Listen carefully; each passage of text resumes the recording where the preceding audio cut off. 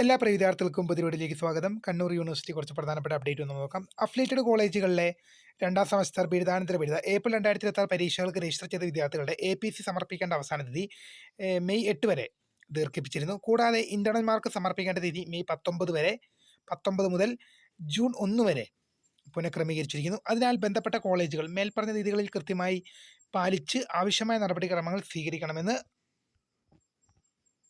സ്വീകരിക്കണമെന്ന് അറിയിക്കുന്നുണ്ട്.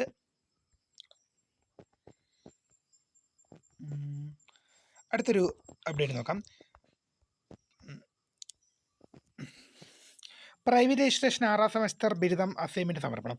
Kannur university private registration 6ാം semester ബിരുദം റെഗുലർ 2023 പ്രവേശനം, സപ്ലിമെന്ററി 2020, 21, 22 പ്രവേശനം, ഏപ്രിൽ 2026 സെക്ഷൻ ഇവാലുവേഷൻ അസൈൻമെന്റ് ചോദ്യങ്ങളും കവറിംഗ് ഷീറ്റും മാർഗനിർദ്ദേശങ്ങളും യൂണിവേഴ്സിറ്റി വെബ്സൈറ്റിൽ അക്കാഡമിക് പ്രൈവറ്റ് രജിസ്ട്രേഷൻ അസൈൻമെന്റ് ലിങ്കിൽ ലഭ്യമാണ്.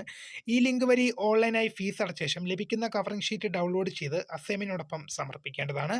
അസൈൻമെന്റ് നേരിട്ട് സമർപ്പിക്കുന്നവർ യൂണിവേഴ്സിറ്റി താവക്കര ക്യാമ്പസിലെ സ്റ്റുഡന്റ് അഡ്മിനിറ്റി സെന്ററിലെ school of life long learning director ഓഫീസിൽ വിവിധ പ്രോഗ്രാമുകൾക്കായി നിശ്ചയിക്കപ്പെട്ട തീയതിയിലാണ് സമർപ്പിക്കേണ്ടത്. മറ്റ് ദിവസങ്ങളിൽ അസൈൻമെന്റ് നേരിട്ട് സ്വീകരിക്കില്ല.